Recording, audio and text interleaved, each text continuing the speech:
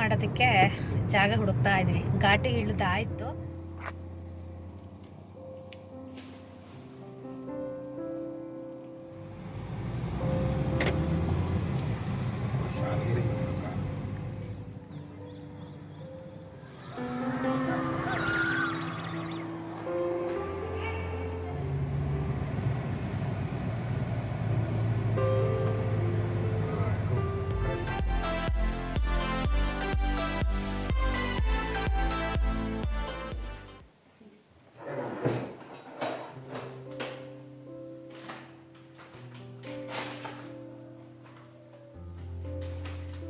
Hello friends, good morning. Welcome back to the channel Krupa Malnad. ನಾನು ಕೃಪಾ.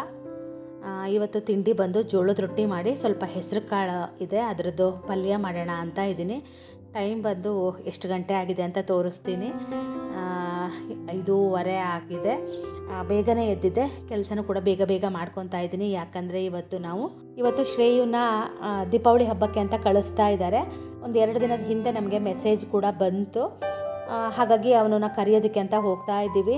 ನಮಗೆ ಸ್ವಲ್ಪ ಡೌಟ್ ಇತ್ತು ಈ ಸಲ ಬಿಡ್ತಾರೋ ಇಲ್ವೋ ಅನ್ನೋದು.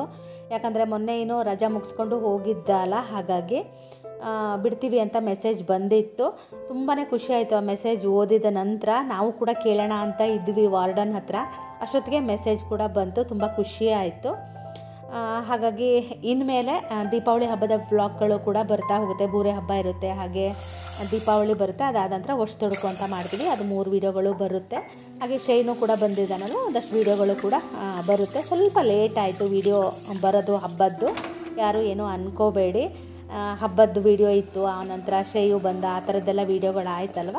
ಹಾಗಾಗಿ ಕಂಟಿನ್ಯೂಸ್ ಆಗಿ ಹಾಕೋಣ ಅಂತ ಸೋಮವಾರದಿಂದನೇ ವ್ಲಾಗ್ಗಳು ಶುರು ಮಾಡಿದೆ. ನಾನು ಕೂಡ ಹಳೆ ಬ್ಲಾಗಲ್ಲೂ ಕೂಡ ನಾನು ಹೇಳಿದ್ದೆ.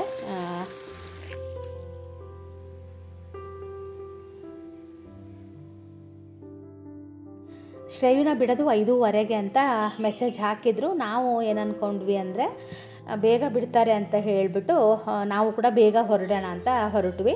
ನಾನು ಇದು ಸಾಂಬಾರಿಗೆ ಮತ್ತು ಪಲ್ಯಕ್ಕೆ ಎರಡಕ್ಕೂ ಸೇರಿಸಿ ಖಾರನ ಹುರಿತಾ ಇದ್ದೀನಿ. ಹಾಗೆಯೇ ಶ್ರೇಯು ಬರ್ತಾನಲ್ವ, ಹುರುಳಿನ ಬೇಯಿಸಿಟ್ಟಿದ್ದೆ ನೆನ್ನೆ ರಾತ್ರಿನೇ. ಬೆಳಗ್ಗೆ ನೆನೆಸಿ ರಾತ್ರಿ ಬೇಯಿಸಿ ಇಟ್ಟಿದ್ದೆ.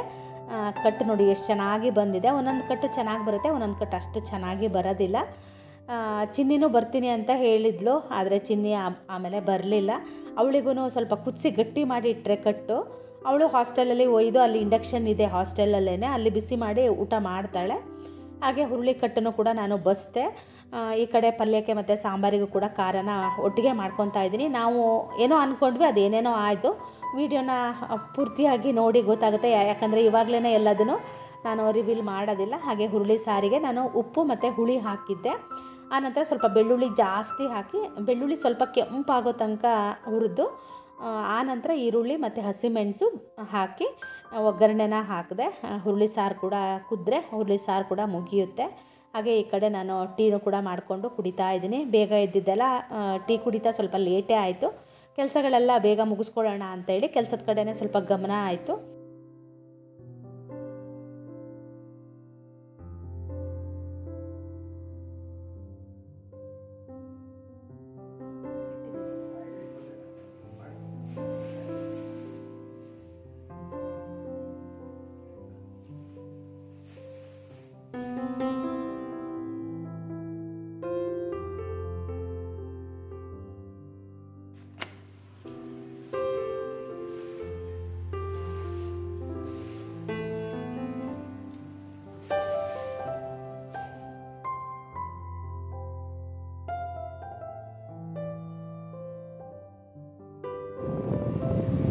ಬಂದು 12:15 ಆಯಿತು. 12 ಗಂಟೆಗೆ ಮನೆ ಬಿಟ್ವಿ ನಾವು. 12:05 ಆಗಿತ್ತು ನಾವು ಮನೆ ಬಿಟ್ಟಾಗ. ಮಜ್ಜಿಗೆ ತೊಗೊಳ್ರಿ ಅಂತ ಹೇಳಿದೆ. ನಾವು ಏನು ಅಂದ್ಕೊಂಡಿದ್ವಿ ಅಂದರೆ ಊಟ ಮಾಡಿ 12:15ಗೆ ಹೊರಡೋದು ಅಂತ ಪ್ಲ್ಯಾನ್ ಮಾಡಿದ್ವಿ. ಆಮೇಲೆ ಇವರು ಬರೋದು ಸ್ವಲ್ಪ ಲೇಟ್ ಆಯಿತು. ಶೇವಿಂಗು, ತರಕಾರಿ ಅದು ಇದು ಅಂತೇಳಿ ಬಂದಾಗ 9:15 ಆಗಿತ್ತು. 9:45 ಆಯಿತು ನಮ್ಮದು ತಿಂಡಿ ಎಲ್ಲ ಆಗಷ್ಟೊತ್ತಿಗೆ. ಆಮೇಲೆ ಇವರು ಸ್ವಲ್ಪ ಬೇನೇನೋ ಕೆಲಸಗಳನ್ನೆಲ್ಲ ಮಾಡಿಕೊಂಡ್ರು. ಆಮೇಲೆ ಅಡುಗೆ ನಂದು ಬೆಳಗ್ಗೆನೇ ಎಲ್ಲ ರೆಡಿ ಮಾಡಿ ಇಟ್ಟಿದ್ದಲ್ಲ, 12:15ಗೆ ಹೊರಡೋದು ಅಂತೇಳಿ. ಆಮೇಲೆ ಲೇಟ್ ಆಗಿತ್ತಲ್ಲ ತಿಂಡಿ, ಅದಕ್ಕೆ ಏನಾದ್ರು ಅಂದರೆ ಅಡುಗೆ ಮಾಡಿದ್ದಿತ್ತಲ್ವ ಅದನ್ನೇ ತಗೋ ಹಾಗೆ ಅಲ್ಲೇ ಮಧ್ಯೆ ಎಲ್ಲಾದರೂ ಊಟ ಮಾಡೋಣ ಅಂತ. ನಾವು ಒಂದ್ಸಲ ಹೋಗ್ಬೇಕಿದ್ರೆ, ಒಂದ್ಸಲ ಅಲ್ಲ ಪ್ರತಿ ಸಲ ಹೋಗ್ಬೇಕಿದ್ರೂ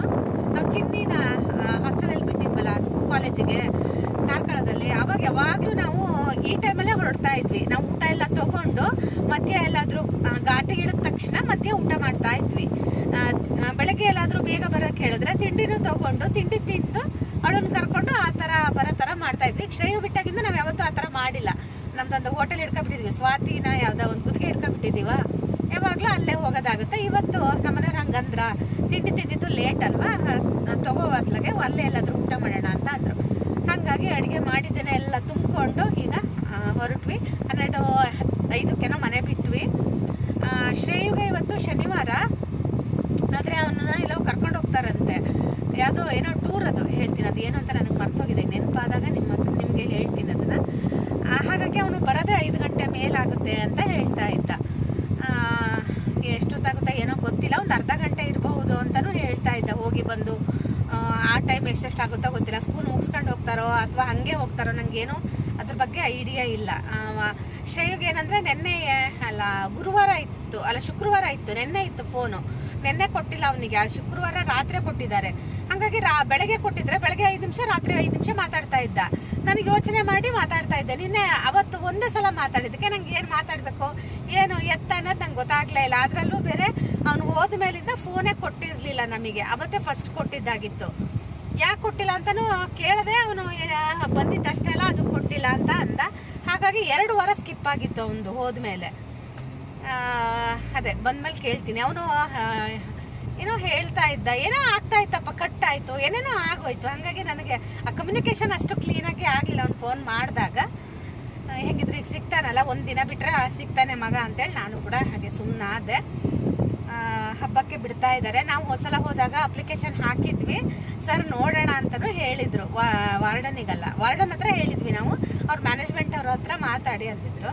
ನಾವು ಮ್ಯಾನೇಜ್ಮೆಂಟ್ ಅವ್ರ ಹತ್ರ ಮಾತಾಡಲ್ಲ, ನಿಮ್ಮ ಹತ್ರನೇ ಮಾತಾಡ್ತೀವಿ ಅಂತ ಹೇಳಿದ್ವಿ. ಆಮೇಲೆ ಅವ್ರದ್ದೇ ಬಂತು. ನಾನು ಇವರು ಮಾತಾಡ್ತಾ ಇದ್ವಿ, ಹೆಂಗ್ ಕೇಳೋದು ಅಂತ. ನಮ್ಮನೆಯವ್ರು ಕೇಳಕ್ ಸ್ವಲ್ಪ ಹೆದರ್ತಾರಲ್ಲ, ಹಂಗಾಗಿ ಅಷ್ಟೊತ್ತಿಗೆನೆ ಮೆಸೇಜ್ ಕೂಡ ಬಂತು. ಅವ್ರು ಮಾತಾಡಿ ಇವ್ರು ಊರಿಗೆ ಹೋಗಿದ್ದಾರೆ. ಊರಿಗೆ ಹೋಗಿ ಒಂದು 10 ನಿಮಿಷನ ಅರ್ಧ ಗಂಟೆಗೂ ಮೆಸೇಜ್ ಬಂತು. ನಾನು ಓದಿ ಆಮೇಲೆ ಮನೆಯವ್ರಿಗೆ ಹೇಳಿದೆ, ನೋಡ್ರಿ ಅವರೇ ಮೆಸೇಜ್ ಹಾಕಿದ್ದಾರೆ, ಬಿಡ್ತಾರೆ ಅಂತ ಹೇಳಿ. ಇವತ್ತು ಯಾವ ವಾರ? ಶನಿವಾರ, ಭಾನುವಾರ, ಸೋಮವಾರ, ಮಂಗಳವಾರ, ಬುಧವಾರ ಇರ್ತಾನೆ. ಗುರುವಾರ ಬೆಳಗ್ಗೆ ನಾವು ಮತ್ತೆ ಅವನನ್ನ ಬಿಡಬೇಕು ಅಲ್ಲ. ಗುರುವಾರ ಬೆಳಗ್ಗೆ ಬಿಡೋದಕ್ಕೆ ಹೇಳಿದ್ದಾರೆ. ಏನೋ ಯಾರ್ಯಾರು ಹೋಗ್ತಾರೋ ಏನೋ ಗೊತ್ತಿಲ್ಲ. ಇದೇನೋ ಕರ್ಕೊಂಡೋಗೋದು ಕಂಪಲ್ಸರಿ ಅಂತ ಏನಿಲ್ಲ, ಯಾಕಂದ್ರೆ ಮೊನ್ನೆ ಏನೋ ಬಿಟ್ಟು ಹೋಗಿರೋದ್ರಿಂದ ರಜಾ ಮುಗಿಸಿ, ಗೊತ್ತಲ್ವಾ ತುಂಬಾ ದೂರದಿಂದ ಇದ್ದಾರೆ. ಅವರಿಗೆ ಬಂದು ಹೋಗಿ ಮಾಡಕ್ಕೇನೆ ಖರ್ಚು 10,000 ಬರುತ್ತೆ, 15,000 ಬರುತ್ತೆ ಅಂತ ಸರೇ ಹೇಳಿದ್ರು ಅವತ್ತು ನಾವು ಹೋದಾಗ. ಹಂಗಾಗಿ ರಜಾ ಕೊಡ್ತಾರೋ ಇಲ್ವೋ ಅನ್ನೋದನ್ನು ಅವರು ಡೌಟ್ ಅಲ್ಲೇ ಹೇಳಿದ್ರು. ಅದಕ್ಕೆ ಮೆಸೇಜಲ್ಲಿ ಹಾಕಿದ್ದಾರೆ, ಇರೋ ಮಕ್ಕಳು ಇಲ್ಲೇ ಇರಬಹುದು, ಯಾರ್ಯಾರು ಕರ್ಕೊಂಡು ಹೋಗ್ತಾರೆ ಅವ್ರು ಮಾತ್ರ ಕರ್ಕೊಂಡು ಹೋಗಿ ಅಂತ ಹೇಳಿದ್ದಾರೆ. ನಾವ್ ಹೆಂಗಿದ್ರು ಇಲ್ಲೇ ಹತ್ರ ಇದ್ದೀವಲ್ವಾ, ನಾವು ರಜಾಕ್ ಬಿಡದಿದ್ರು ನಾವೇ ರಜಾ ಕೇಳಿ ಕರ್ಕೊಂಡು ಬರೋಣ ಅಂತಾನು ಇದ್ವಿ. ಅಷ್ಟೊತ್ತಿಗೆ ಅವರೇ ದೊಡ್ಡ ಮನ್ಸು ಮಾಡಿ ರಜಾ ಕೊಟ್ಟಿದ್ದಾರೆ. ಅದೇ ಇವತ್ತು ಶ್ರೇಯನ ಕರೆಯೋದಕ್ಕೆ ಹೋಗ್ತಾ ಇದ್ದೀವಿ. ನಮ್ಮ ಮನೆಯವ್ರು ಇವತ್ತು ಕಾರೇ ಓಡಿಸ್ತಾ ಇಲ್ಲ, ನಿಧಾನಕ್ಕೆ ಓಡಿಸ್ತಾ ಇದ್ದಾರೆ. ತೀರ್ಥಹಳ್ಳಿ ಬರೋಕ್ಕೆ ಒಂದು ಗಂಟೆ ಆಯ್ತು. 12 ಗಂಟೆಗೆ ಮನೆ, 12:05 ಮನೆ ಬಿಟ್ಟವ್ರು ಅನ್ಸುತ್ತಲ್ಲ, 1 ಗಂಟೆ ಆಯ್ತು. ನಿಧಾನ ಹೋಗ್ತಾ ಇದ್ದಾರೆ. ಮತ್ತೇನು ಗೊತ್ತಾ, ಬೆಳಗ್ಗೆ ಹೋಗ್ತೀವಲ್ವಾ, ದಾರಿ ತುಂಬಾ ಚೆನ್ನಾಗಿ ಸಾಗುತ್ತೆ. ಈ ಬಿಸಿಲು ಏರ್ದಂಗೂ ಯಪ್ಪ ಏನು. ಇನ್ನು ತೀರ್ಥಹಳ್ಳಿ ಅಲ್ಲ, ಎಂತ ಊರಿದು? ಆರ್ಗದಲ್ಲಿ ಇದ್ದೀವಿ. ಆರ್ಗದಿಂದ ಹಿಂಗ್ ಸ್ಟ್ರೈಟ್ ಹೋದ್ರೆ ಹೊಸನಗರ ಹೋಗ್ತೀವಲ್ಲ. ನಮಗೆ ಅವತ್ತು ಶ್ರೇಯನ್ನ ಹೋಸಲ ಕರೆಯಕ್ ಹೋದಾಗ ಮುಂಚೆ ಗೊತ್ತಾಗಿದ್ದು ಹಿಂಗೆ ಹೋಗೋದಿತ್ತಲ್ಲ ರೀ, ಮಾಸ್ಟರ್ ಕಟ್ಟೆ ನಮಗಿನ್ನೂ ಹತ್ರ ಆಗಿರೋದು. ಎಂತ ಬಿಸಿಲಿದೆ ಗೊತ್ತಾ ಅಪ್ಪ, ರಣ ಅಂತ ಇದೆ ಬಿಸಿಲು. ನಾವು ಎಸೆ ಹಾಕೊಂಡಿದ್ದಕ್ಕೆ ಅಷ್ಟು ಗೊತ್ತಾಗೋದಿಲ್ಲ ಅಲ್ಲ. ಇನ್ನು ಚಳಿ ಬೀಳಬೇಕು, ಯಾಕೋ ಚಳಿ ಬೀಳ್ತಾ ಇಲ್ಲಲ್ಲ ರೀ. ಭೂಮಿ ಹುಣ್ಣಿಮೆಗೆ ಚಳಿ ಬೀಳೋದಲ್ವಾ ಇಬ್ಬನಿ ಎಲ್ಲ. ಈ ಸಲ ಭೂಮಿ ಹುಣ್ಣಿಮೆ ಆದ್ಮೇಲೂ ಮಳೆ ಬಂದಿದೆ. ಈ ವರ್ಷ ಒಂಥರ ಇದು ಮಳೆಗಾಲ, ಚಳಿಗಾಲ, ಬೇಸಿಗೆಗಾಲನ ಒಂಥರ ಬದಲಾಗಿ ಹೋಗಿದೆ. ವರ್ಷ ಪೂರ್ತಿ ಮಳೆಗಾಲ ಆಗೋ ತರ ಆಗ್ಬಿಟ್ಟಿದೆ ಅಲ್ಲ. ಈಗ ಬೇಕು. ನಾನು ಅದೇ ಮಾತಾಡ್ತಾ ಇದ್ವಿ. ಈಗ ಹೊಂಡೋ ಟೈಮು ಅಂದ್ರೆ ನಾವು ವರ್ಷ ತೊಡಕಿಗೆ ದೀಪಾವಳಿ ಆಗಿ ಒಂದಿನ ಬಿಟ್ಟು ನೆಕ್ಸ್ಟ್ ಡೇ ವರ್ಷ ತೊಡ್ಕೊಂತ ಮಾಡ್ತೀವಲ್ಲ, ಅವಾಗ ಭತ್ತನ ತಂದಿಟ್ಟು ಪೂಜೆ ಮಾಡ್ತೀವಿ. ಅಕ್ಕಿಲಿ ಪಾಯಸ ಮಾಡ್ತೀವ, ಹಾಲು ಪಾಯಸ ಅಂತ ಮಾಡ್ತಾರೆ, ಅದನ್ನೇ ಫಸ್ಟ್ ತಿನ್ನೋದು. ಆ ತರ ನಾನು ಅದೇ ಮಾತಾಡ್ತಾ ಇದ್ದೆ ಇವ್ರ ಹತ್ರ. ಈ ವರ್ಷ ಎಂತದ್ರಿ ಇನ್ನೂ ಹೊಡೆನೆ ಹೊಂಟಿಲ್ಲಲ್ಲ ಅಂತ. ಈ ಟೈಮಲ್ಲಿ ಮಳೆ ಬೇಕು, ಅದು ಹೊಂಟಿಲ್ಲ. ಮತ್ತೆ ಈ ಸಲ ನೆಟ್ಟಿ ಲೇಟ್ ಅಲ್ಲ, ಮಳೆ ಜಾಸ್ತಿ ಆಗಿದ್ದಕ್ಕೋ ಏನೋ ನೆಟ್ಟಿ ಲೇಟ್ ಅನ್ಸುತ್ತೆ. ಏನಪ್ಪ ಗೊತ್ತಿಲ್ಲ. ಆದ್ರೆ ಈ ಸಲ ಎಲ್ಲೂ ಭತ್ತ ಹೊಡೆ ಉಂಡೋದು ಅಂದ್ರೆ ಭತ್ತ ತೆನೆ ಆಗೋದು. ಯಾಕಂದ್ರೆ ಆಗಿದೆಯಾ? ಇಲ್ಲ, ನಾನು ಇಲ್ಲಿ ನೋಡಿದೆ ಅಲ್ಲ, ಒಂದು ಗದ್ದೆಲು ಅದು ಹೊಡೆ ಹೊಂಟಿದ್ದು ನಾನು ನೋಡಿಲ್ಲ. ಕೆಲವೊಬ್ಬರಿಗೆ ಗೊತ್ತಾಗಲ್ಲ ಹಳ್ಳಿ ಭಾಷೆ ಏನು ಅಂತ. ಕೆಲವೊಬ್ರು ಹೇಳ್ತಾರೆ ನೀವು ಆ ಥರದ್ದೆಲ್ಲ ಮಾತಾಡಿದಾಗ ನಮಗೂ ಗೊತ್ತಾಗುತ್ತೆ ಅಂತ ಹೇಳ್ತಾರೆ. ಇಲ್ಲೆಲ್ಲರಿಗೂ ಎಲ್ಲ ಗೊತ್ತಿರುತ್ತೆ ಅಲ್ಲ, ಆದ್ರೆ ಒಂದೊಂದು ಪದದ ಅರ್ಥನೂ ಒಂದೊಂದ್ ಕಡೆ ಬೇರೆ ತರ ಇರುತ್ತೆ ಅಲ್ವಾ? ನಿಮ್ ಕಡೆ ಹಂಗೆ ಅಂತಾರ? ಬಿಸಿಲು ಜಾಸ್ತಿ ಇದ್ದಿದ್ದಕ್ಕೆ ಡ್ರೈವಿಂಗ್ ಮಾಡೋಕ್ಕೆ ಕಷ್ಟ ಆಗ್ತಾಯಿತ್ತು ಅಂತ ನಮ್ಮನೆಯವ್ರು ಹೇಳ್ತಾಯಿದ್ರು. ಮತ್ತು ಟೈಮ್ ಕೂಡ ನಮಗೆ ತುಂಬ ಇತ್ತಲ್ವ. ನಂದು ಒಂದೇನಂದರೆ, ಶ್ರೇಯು ಅವರು ಎಜುಕೇಷನ್ ಟೂರಿಗೆ ಅಂತ ಹೋಗಿದ್ದಾರೆ. ಇವಾಗ ನೆನಪಾಯಿತು ನನಗೆ. ಬೇಗ ಬಂದಿರ್ತಾರೆ, ಬೇಗ ಬಿಡ್ತಾರೆ ಅಂತ. ನಮಗೆ ಆಮೇಲೆ ಅಲ್ಲಿ ಹೋದ್ಮೇಲೆ ಗೊತ್ತಾಗಿದ್ದು ಇಷ್ಟು ಲೇಟ್ ಆಗುತ್ತೆ ಅಂತ. ನಾವು ಅಂದ್ಕೊಂಡು ಹೋಗಿದ್ದೆ ಒಂದು, ಅದು ಆಗಿದ್ದೇ ಒಂದು. ಆಗುಂಬೆ ಬಂದ್ವಿ. ಆಗುಂಬೆ ಘಾಟಿ ಕೂಡ ಈಗ ಇಳಿತಾ ಇದ್ದೀವಿ. ಈಗ ಆಗುಂಬೆ ಘಾಟಿ ಕೂಡ ಇಳಿದು ಸೋಮೇಶ್ವರಕ್ಕೆ ಬಂದೆ. ನಾನು ಈ ಸೋಮೇಶ್ವರಕ್ಕೆ ಇಷ್ಟು ವರ್ಷ ಓಡಾಡಿದ್ದೀನಲ್ವ, ಆ ಸೂಫ್ರಮ್ ಸೋದಲ್ಲಿ ಸೋಮೇಶ್ವರ ಅಂತಾರಲ್ವ, ಅದು ಯಾವ ರೋಡು ಏನು ಎತ್ತ ಅನ್ನೋದೇ ಗೊತ್ತಾಗ್ತಲ್ಲ. ಯಾರಾದರೂ ಶೂಟಿಂಗ್ ಮಾಡಿರೋ ಸ್ಪಾಟ್ಗಳು ಇದು ಹೌದಾ ಅಂತ ನನಗೆ ಕಮೆಂಟಲ್ಲಿ ತಿಳಿಸಿ. ನಾನು ಯಾವಾಗಲೂ ನಮ್ಮನೆಯವರಿಗೆ ಅನ್ನೋದು, ಜಾಗ ಹುಡುಕ್ತಾ ಇದ್ವಿ. ಘಾಟಿ ಇಳಿದಾಯಿತು. ಘಾಟಿ ಇಳಿದ ತಕ್ಷಣ ಬೇಡ ಅಂತ ಅಂದೆ ನಾನು. ನಾವು ಹಿಂಗೆ ಲೆಫ್ಟಿಗೆ ಹೋದರೆ ಕಾರ್ಕಳ ಹೋಗ್ತೀವಿ, ರೈಟಿಗೆ ಹೋದರೆ ಹೆಬ್ರಿಗೆ ಹೋಗ್ತೀವಿ. ಆ ರೋಡಿಗೆ ಹೋಗೋಣ ಅಂತ. ಇನ್ನು ನಾವಿಲ್ಲಿ ಸೀತಾ ನದಿ ಅಂತ ಇದೆಯಲ್ಲ, ತುಂಬ ದೂರ ಆಗುತ್ತೆ ಎಲ್ಲರೂ. ಇದು ಸೋಮೇಶ್ವರದಿಂದ ಸೀತಾ ನದಿ. ನಾನು ಇದು ಹತ್ತಿರ ಆಗುತ್ತೆ ಅಂತ ಬಂತು. ನಮ್ಮ ಊಟ ಮಾಡೋ ಸ್ಪಾಟ್ ಬಂತು. ಅಲ್ಲಿ ಹೋಗೋದು ಬೇಡಲ್ಲ, ಹಿಂಗೆ ಹೋಗೋಣ. ಯಾವಾಗಲಲ್ಲಿ ಊಟ ಮಾಡ್ತಿದ್ವಲ್ಲ, ಅಲ್ಲಿ ಬೇಡಲ್ಲ, ಹಿಂಗೆ ಹೋಗೋಣ. ಹಿಂಗೆ ಹೋದರೆ ಕಾರ್ಕಳ ಹೋಗ್ತೀವಿ, ಹಿಂಗೆ ಸ್ಟ್ರೈಟ್ ಹೋದರೆ ಹೆಬ್ರಿಗೆ ಹೋಗ್ತೀವಿ. ನಾವು ಇಲ್ಲಿ ಹೋಗಿ ಒಂದು ಸ್ವಲ್ಪ ದೂರದಲ್ಲೇ ಊಟ ತಿಂಡಿ ಅದೆಲ್ಲ ಮಾಡ್ತಾ ಇದ್ವಿ. ಇಲ್ಲೂ ಒಂದ್ಸಲ ನಾನು ನಮ್ಮನೆಯವರು ಧರ್ಮಸ್ಥಳ ಹೋಗ್ಬೇಕಿದ್ರೆ ತಿಂಡಿ ತಿಂದಿದ್ದು ಉಂಟು. ನಡಿ ಹೋಗೋಣ. ನಮ್ಮನೆಯವರು ಚಾಪೆ ಗೀಪೆ ಎಲ್ಲ ತಗೊಬಂದಿದ್ದಾರೆ. ಒಂದೇನಂದರೆ, ನಾನು ಟ್ರೈಪಾಡ್ ಬಿಟ್ಟು ಬಂದುಬಿಟ್ಟಿದ್ದೀನಿ. ನಾನು ಹೊರಗಡೆ ಹೋಗ್ತಾ ಈಗ ಟ್ರೈಪಾಡ್ ಎಲ್ಲೂ ಒಯ್ಯಲ್ಲ, ಅದು ಒಯ್ಯಾರು ಯಾರು ಅಂತ ಹೇಳಿ. ಇವತ್ತು ಊಟ ಮಾಡೋದಿತ್ತಲ್ವ, ಒಯ್ಬೋದಾಗಿತ್ತು. ಇಲ್ಲಿ ಬೇಡ ರೀ, ಒಂಚೂರು ಮುಂದೆ ಹೋಗೋಣ ರೀ. ನನಗೇನು ಗೊತ್ತಾ, ಸ್ವಲ್ಪ ಮುಂದೆ ಹೋಗೋಣ ಅಂತ. ನಮ್ಮನೆಯವರು ಇಲ್ಲ, ಇಲ್ಲೇ ಕೂರಬೇಕು, ಜನ ಇದ್ದಾರೆ, ಮನೆ ಇದ್ದಾವೆ ಅಂತ ಹೇಳಿ ಕಾರ್ಕಳ ರೋಡಿಗೆ ಹಂಗೆ ಕೆಳಗೆ ಇಳಿತೀವಿ. ಇಲ್ಲಿ ಮೇಲ್ಗಡೆಯಿಂದ ಬಂದರೆ ಹೆಬ್ರಿಗೆ ಹೋಗ್ತೀವಿ. ಇಲ್ಲೇ ನಾವು ಈಗ ಊಟ ಮಾಡೋದಕ್ಕೆ ಒಂದು ಜಾಗ ಹುಡ್ಕೊಂಡಿದ್ದೀವಿ. ಕಟ್ಟೆ ಇದೆ, ಆ ಕಡೆ ಬಿಸಿಲಿದೆ, ಅಲ್ಲಿ ಈ ಕಡೆ ತಂಪಿತ್ತು. ಹಾಗಾಗಿ ಇಲ್ಲೇ ಕುತ್ಕೊತಾ ಇದ್ದೀವಿ ನಾವು. ಆ ಕಡೆ ಊಟ ಕೂರ್ತಿದ್ವಲ್ಲ, ಅದು ಕಾರ್ಕಳ ಹೋಗ್ತಾ, ಅದು ಕೂಡ ಇದೇ ಥರ ನೀರು ಹರಿತಾ ಇತ್ತು. ಸ್ವಲ್ಪ ಮೇನ್ ರೋಡಿಂದ ಸ್ವಲ್ಪ ಒಳಗೆ ಹೋಗ್ತಾ ಇದ್ವಿ. ಜಾಗ ನೋಡಿ ಎಷ್ಟು ಚೆನ್ನಾಗಿದೆ ಅಂತ ಹೇಳಿ.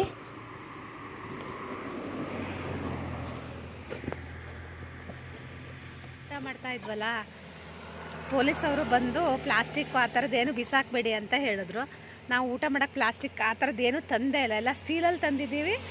ಆಮೇಲೆ ನೋಡಿ ಬಾಳೆಲೆ, ನಾನು ಬಾಳೆಲೆ ಹರಿದೋಗ್ಬಿಟ್ಟಿದೆ. ಇದನ್ನು ತಂದಿದ್ದೀನಿ ನೋಡಿ, ಬಾಟ್ಲೊಂದು, ಇದೊಂದು, ಉಪ್ಪಿನಕಾಯಿ ಹಾಕೋಕ್ಕೆ ಒಂದು ಬಿಟ್ಟರೆ ಏನು ಪ್ಲಾಸ್ಟಿಕ್ ಆ ಥರದ್ದು ತಂದಿಲ್ಲ ನಾವು. ಒಂದು ಪೇಪರ್ ತಟ್ಟೆ, ನಂದು ತಟ್ಟೆ ಅಲ್ಲ ಬಾಳೆಲೆ ಹರಿದೋಗ್ಬಿಟ್ಟಿದೆ. ಹಾಗಾಗಿ ನಾನು ಇದನ್ನು ಇಟ್ಕೊಂಡಿದ್ದೀನಿ ಕೆಳಗಡೆ. ಬೇಡ ನಿಮಗೆ ತಟ್ಟೆ?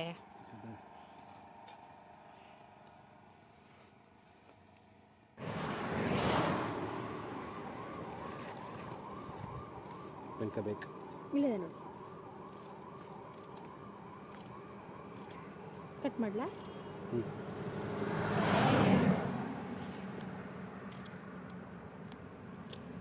ಬೇಕಾ ದೊಡ್ಡದು? ಹಾಂ,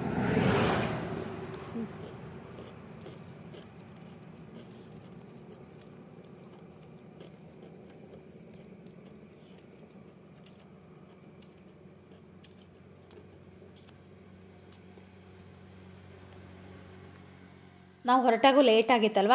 ನಾನು ಅವಾಗಷ್ಟೇ ಎಲ್ಲ ಅಡುಗೆ ಮಾಡಿದ್ದೆ ಅಷ್ಟೇ. ಹಾಗಾಗಿ ಎಲ್ಲ ಬಿಸಿ ಬಿಸಿ ಇತ್ತು. ಊಟ ಮಾತ್ರ ತುಂಬ ಚೆನ್ನಾಗಿ ಅಂತ ಅನ್ನಿಸ್ತು. ನಾವೇನು ಮಾಡ್ಕೊಂಡಿದ್ವೋ ಮನೇಲಿ ಊಟ ಮಾಡೋದೇ, ಇಲ್ಲಿ ಹೊರಗಡೆ ಬಂದು ಊಟ ಮಾಡ್ತಾ ಇದ್ದೀವಿ. ನಾವು ಅಂದ್ಕೊಂಡೇ ಇರಲಿಲ್ಲ, ಒಬ್ಬರು ಅತಿಥಿ ಕೂಡ ಬಂದು ನಮ್ಮ ಜೊತೆ ಊಟ ಮಾಡಿದ್ರು. ಯಾರು ಅಂತ ತೋರಿಸ್ತೀನಿ ನೋಡಿ.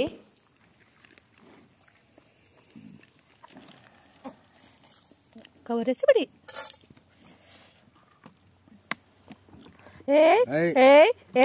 ಸಾಕು ಸಾಕು.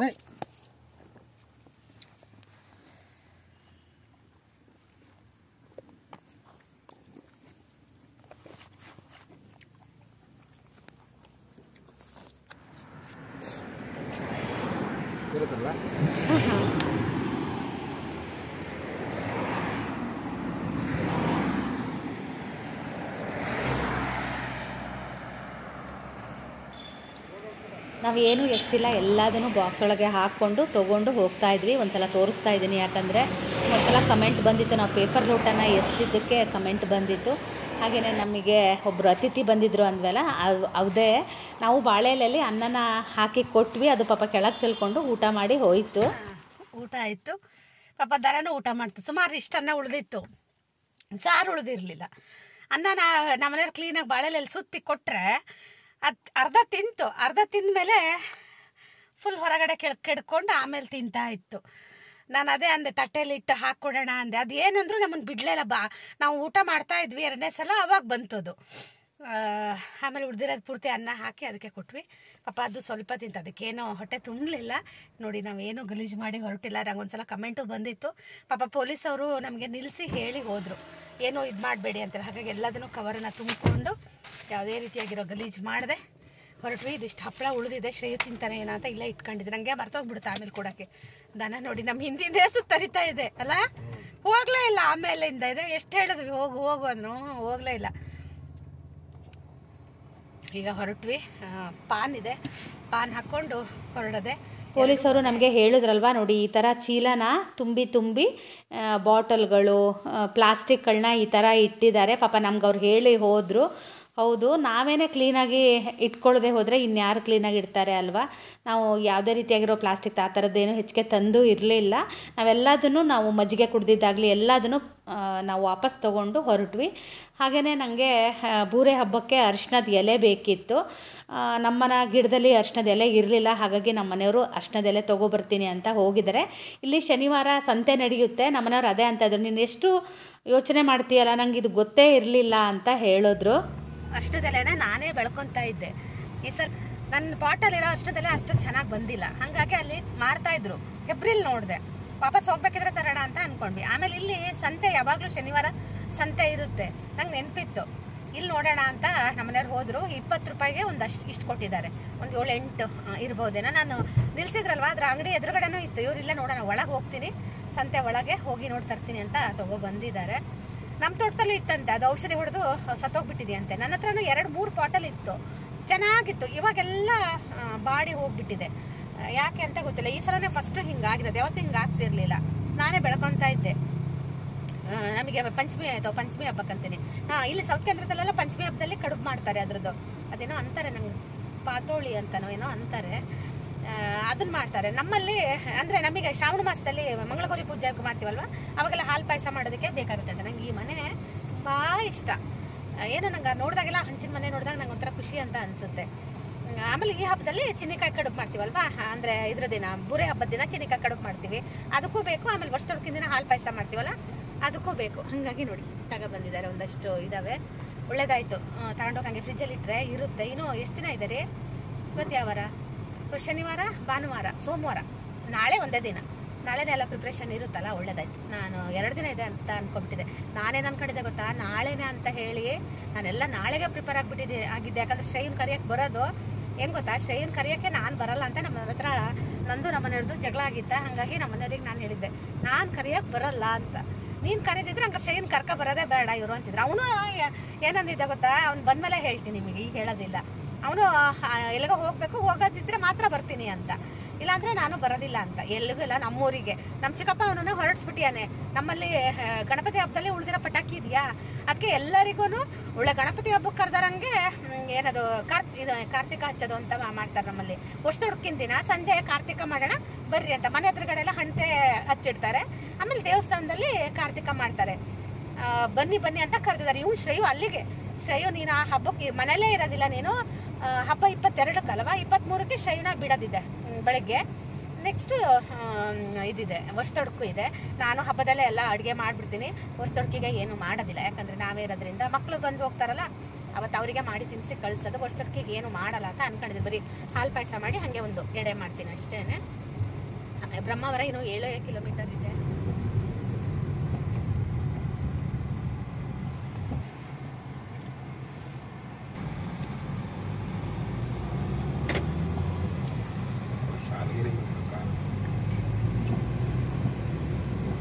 ಕಮ್ಮಿ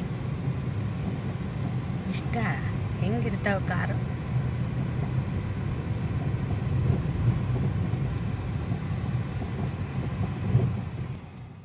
ಸ್ಕೂಲ್ ಹತ್ರ ಬಂದ್ವಿ. ನಾವು ಬಂದಾಗ 3:30 ಏನೋ ಆಗಿತ್ತು. ತುಂಬ ಜನ ಪೇರೆಂಟ್ಸ್ ಏನು ಬಂದಿರಲಿಲ್ಲ. ಕೆಲವೊಂದು ಸಲ ದೂರ ಇರೋರೆಲ್ಲ ಏನು ಮಾಡ್ತಾರೆ ಅಂದರೆ ಒಬ್ಬರು ಬರ್ತಾರೆ, ಎಲ್ಲ ಮಕ್ಕಳನ್ನು ಕರ್ಕೊಂಡು ಹೋಗೋದು ಆ ಥರ ಏನೋ ಮಾಡ್ಕೊಂಡಿರ್ತಾರೆ. ತುಂಬ ಕಮ್ಮಿ ಜನ ಪೇರೆಂಟ್ಸ್ಗಳೇ ಇದ್ದರು. ನಾವು ಕಾದ್ವಿ ಹೋಗಿ ಆಫೀಸ್ ಹತ್ರ ಹೋಗಿ ಅಲ್ಲಿ ಕೇಳಿದ್ವಿ. ಅವ್ರು ಹೇಳಿದ್ರು 5 ಗಂಟೆ ಇಲ್ಲ 5:15ಗೆ ಬರ್ತಾರೆ ಕರೆಕ್ಟಾಗಿ ಅಂತ ಹೇಳಿದ್ರು. ಆಮೇಲೆ ಒಂದಷ್ಟು ಜನ ಉಡುಪಿ ಕಡೆ ಹೋಗಿದ್ರು. ನಮ್ಮ ಶ್ರೇಯವರೆಲ್ಲ ಮಂಗಳೂರು ಕಡೆ ಹೋಗಿದ್ರು. ಉಡುಪಿಗೆ ಹೋಗಿರೋದೆಲ್ಲ bus 4:15ಗೆಲ್ಲ ಬಂದುಬಿಡ್ತು. 7th 5th 6th 7th ಅನಿಸುತ್ತೆ.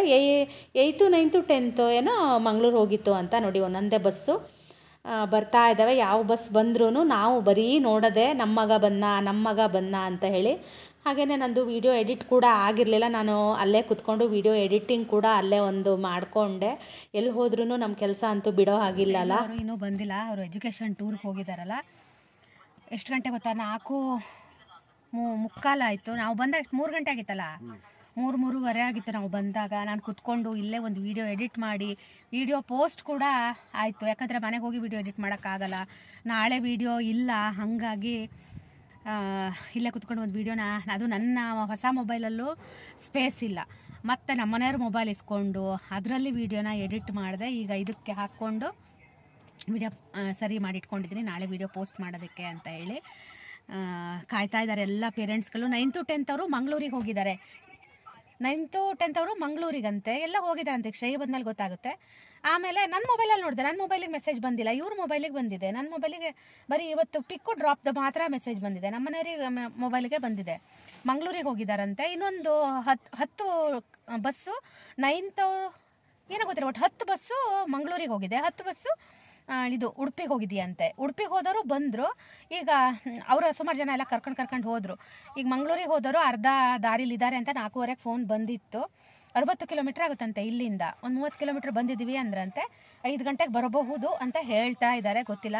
ಈ ಥರ ಅಂದರೆ ಮನೆಗೆ ಬಿಡೋ ಟೈಮಲ್ಲಿ ಈ ಥರ ಮಾಡಬಾರ್ದು.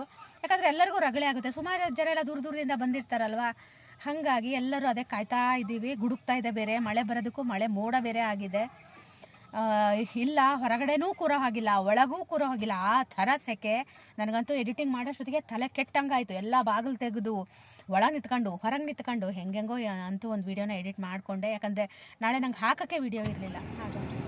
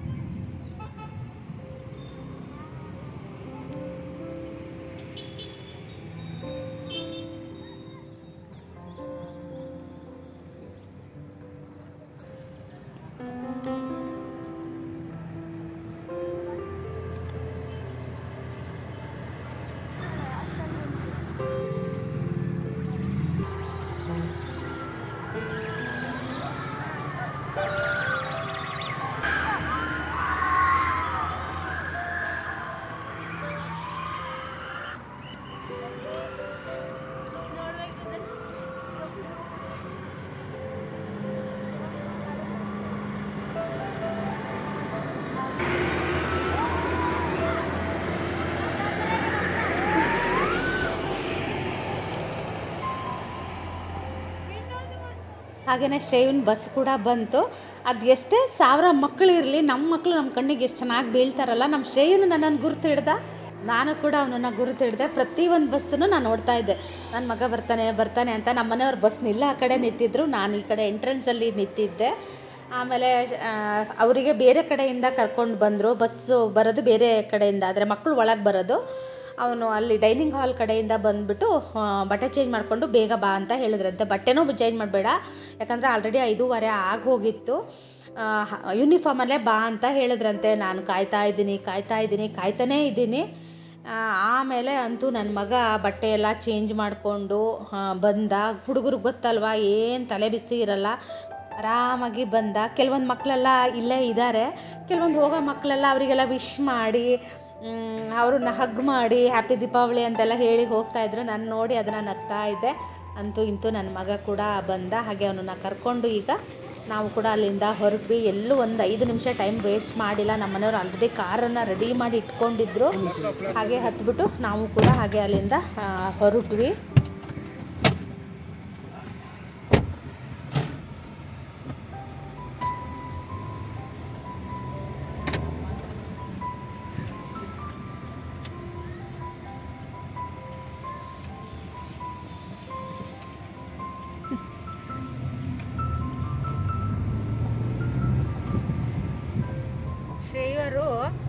ಪ್ಲಾನೆಟೋರಿಯಂಗೆ ಹೋಗಿದ್ರಂತೆ ಮಂಗಳೂರದ್ದು. ಯಾವುದು ಪಿಲುಕುಲಂ ಹೋಗಿದ್ವಿ. ಪಿಲುಕುಲಮ್ಮ ಪಿಲುಕುಲಂ ಝೂ ಅಂತ, ಹಾ ಪಿಲುಕುಲಂ ಬಯೋಲಾಜಿಕಲ್ ಝೂ ಅಂತ, ಹಾ ಇನ್ನೊಂದು ಪಿಲುಕುಲಂ ಪ್ಲಾನೆಟೋರಿಯಂ ಅಂತ, ಹಾ ಇನ್ನೊಂದು ಪಿಲುಕುಲಂ ಸೈನ್ಸ್ ಲ್ಯಾಬ್ ಅಂತ. ಹಾ 3 ಪ್ಲೇಸ್ ಹೋಗಿದ್ವಿ. ಹಾ ಹೋದ ವರ್ಷನೂ ಇತ್ತ ಪಪ್ಪು ಇದು? ಆಯ್ತು. ಎಲ್ಲಿಗೆ ಹೋಗಿದ್ರಿ? ಹೇಳಿದ್ದ ಅವನು ಅಟ್ಟಿ ಅಂಗಡಿಗೆ ಹೋಗಿದ್ವಿ ಅಂತೇಳಿ. ಅದು ಗಣಪತಿ ದೇವಸ್ಥಾನ ಎಲ್ಲ ಇದೆ ಅಲ್ಲ ಅಲ್ಲಿ? ಇಲ್ಲಪ್ಪ, ಹಳೆ ಸ್ಕೂಲ್. ಹೌದಾ, ನಿಮ್ಮ ಇದ್ರದ್ದ? ಹಳೆ ಸ್ಕೂಲ್. ಪುತ್ರನಕ್ಕ ಇದ್ದಾಳಲ್ಲ ಅದು ಗೊತ್ತಿಲ್ಲಪ್ಪ. ಅಲ್ಲ ಸಣ್ಣ ಮನೆ ಇದೆ ಸುತ್ತ. ಹಾ ಗುರುಕುಲ ಆಧಾರಣೆ. ಹಾ ಆ ತರದ್ದು. ಪುತ್ರನಕ್ಕ ಇದ್ಲಲ್ಲ, ಅವಳು ಓದಿದ್ದು ಅಲ್ಲೇನೆ. ಹಾ ಅವಳ ಅಕ್ಕ ಓದಿದ್ದು ಅಲ್ಲೇನೆ.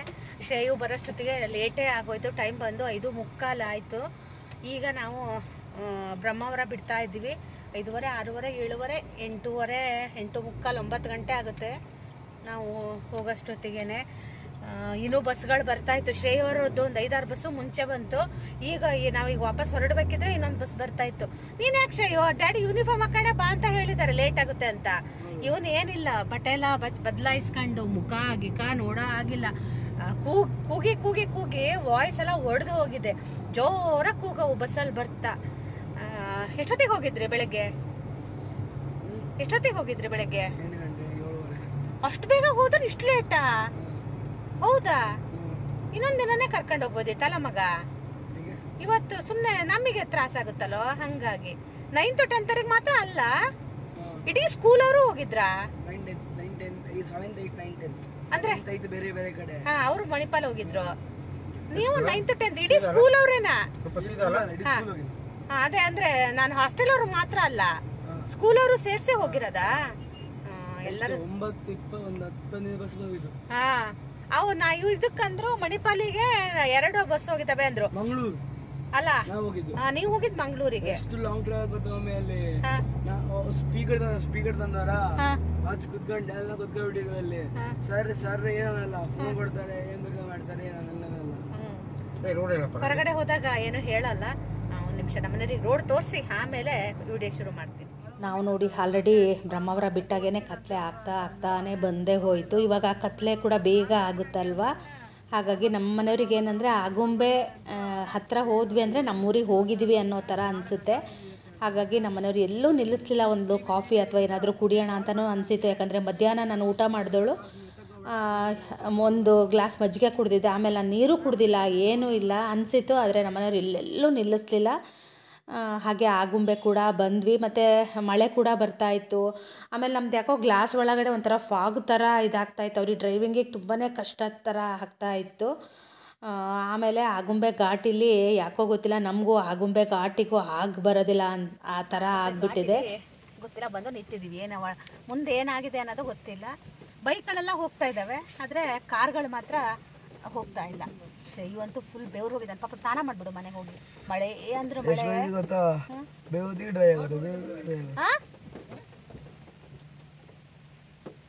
ಏನೋ ಮಾತಾಡ್ತಿದಾರ, ಏನಾಗಿದೆ ಅಂತ ಯಾರಿಗೂ ಏನೋ ಗೊತ್ತಾಗ್ತಾ ಇಲ್ಲ. ಹಂಗಾಗಿ ನಮ್ಮ ಎದುರುಗಡೆನೆ ಒಂದು ಬಸ್ ಇದೆ. ಹೌದು ಮರ್ರ, ಏನಂತ್ರಿ? ಎಲ್ಲಿಗೆ ಹೋಗ್ತೀಯ ಮಗ? ನೋಡ್ಕೊ ಬರಕ್ಕೆ ಹೋದ್ರು ನೋಡೋದಕ್ಕೆ ಅಂತ ಹೇಳಿ. ಸುಮಾರು ಹೊತ್ತಾಯ್ತು ಬಂದಿತ್ತು, ಒಂದು 10 ನಿಮಿಷ ಆಯ್ತು ಅನ್ಸುತ್ತೆ. ಏನಾಗ ಮುಂದೆ ಏನಾಗಿದೆ ಅನ್ನೋದು ಗೊತ್ತಾಗಲ್ಲ. ಬೈಕ್ ಎಲ್ಲ ಹೋಗ್ತಾ ಇದಾವ ಮಗ. ಬೈಕ್ ಹೋಗ್ತದ ಅಂದ್ರೆ ಏನೋ ಆಗಿಲ್ಲ ಅಂತ ಅಲ್ಲ ರೀ? ಒಂದೊಂದ್ಸಲ ಹಿಂಗೆ ನಾವು ಏನಾದ್ರು ಬೇಗ ಹೋಗ್ಬೇಕು ಆ ಥರ ಆದಾಗ ಈ ಥರ ಟ್ರಾಫಿಕ್ ಆಗುತ್ತೆ. ತುಂಬ ಕಮ್ಮಿ, ತುಂಬ ಫಾಸ್ಟಾಗಿ ಬಂದ್ವಿ ನಾವು ಅಷ್ಟೇ. ಬೇಗ ಘಾಟಿ ಹತ್ತೋಣ ಅಂತೇಳಿ ಏನಾಯ್ತು ಅಂದರೆ ನಮ್ಮ ಕಾರು ಎದುರುಗಡೆ ಅದೊಂಥರ ಫಾಗ್ ಥರ ಆಗ್ತಾ ಇದೆ. ಏನು ಮಾಡಿದ್ರು ಸರಿ ಆಗ್ತಾಯಿಲ್ಲ. ಹಂಗಾಗಿದೆ ವಿಂಡೋ ಎಲ್ಲ ಇಳಿಸ್ಕೊಂಡು ಏನೇನೋ ಮಾಡಿ ಈಗ ಸರಿ ಆಯಿತು. ಇವಾಗ ಲೈಟ್ ಬೇಡ ಏರಿಸ್ತೀರಾ? ಒಂದು ಲೋಟ ಕಾಫಿ ಕುಡಿಯೋಣ ಅಂತ ಅಂದ್ಕೊಂಡ್ವಿ. ಆಮೇಲೆ ಎಲ್ಲೋ ಕುಡಿಯೋಕ್ಕೂ ಎಲ್ಲೋ ನಿಲ್ಲಿಸ್ಲಿಲ್ಲ. ಕುಡಿಯೋಣ ಬೇಡ? ಟೀ ಕುಡಿಯೋಣ? ಹಾಂ ಬೇಡ ನಮ್ಮ ಮನೆಯವ್ರಿಗೆ. ಶ್ರೇಯು ಹೈಟ್ ಆಗಿದ್ದಾನೆ ಮತ್ತೆ ಅಲ್ಲ ಮಗ, ಮೊದಲೇ ಹೇರ್ ಕಟ್ ಮಾಡಿಸ್ಕೊಂಬನ್ನೆ. ಮೇಲೆ ಆಕ್ಸಿಡೆಂಟ್ ಆಗಿದೆಯಂತೆ, ಹಾಗಾಗಿ ತುಂಬ ವೆಹಿಕಲ್ಗಳು ಹೀಗೆ ನಿಂತಿದೆ. ತುಂಬ ಟೈಮ್ ಆಗುತ್ತೆ ಅಂತ ಹೇಳ್ತಾ ಇದ್ದಾರೆ. ಗೊತ್ತಿಲ್ಲ ಏನಾಗುತ್ತೆ ಅಂತ. ಮೇಲ್ಗಡೆಯಿಂದ ವೆಹಿಕಲ್ಗಳು ಹೋಗ್ತಾ ಇದ್ದಾವೆ, ಕೆಳಗಡೆ ನಾವು ಹತ್ತವ್ರನ್ನ ಹಾಗೆ ನಿಲ್ಲಿಸ್ಕೊಂಡಿದ್ದಾರೆ. ನಮ್ಮನೆಯವ್ರೊಬ್ಬರನ್ನ ಕೇಳಿದ್ರು ಏನಾಗಿದೆ ಅಂತ ಹೇಳಿ. ಗೊತ್ತಿಲ್ಲಣ್ಣ, ಪಾಳೆ ಭಾಳ ಹಚ್ಚಿದ್ದಾರೆ. ಏನು ಮುಂದೆ ಏನಾಗೈತೆ ಅನ್ನೋದು ಗೊತ್ತಿಲ್ಲ ಅಂತ ನಮ್ಮ ಶ್ರೇಯಕ್ಕೆ ಅರ್ಥ ಆಗಿಲ್ಲ. ಪಾಳೆ ಅಂದ್ರೆ ಏನು ಅಂತಂದರೆ ಕ್ಯೂ ಅಂತ ಬಿಡ್ತಾ ಇದ್ದಾರೆ. ಹೊರಟ್ವಿ ಈಗ ನಾವು, ನೋಡೋಣ. ಆಗುಂಬೆ ಘಾಟಿಲಿ ಆಕ್ಸಿಡೆಂಟ್ ಏನೂ ಆಗಿರಲಿಲ್ಲ. ಯಾರೋ ಸುಳ್ಳು ಹೇಳಿದ್ರು ನಮಗೆ. ನಾವು ಹೋಗೋ ಬರೋರ್ನೆಲ್ಲ ಕೇಳ್ರಿ ಅನ್ನೋದು ನಮ್ಮ ಮನೆಯವರಿಗೆ.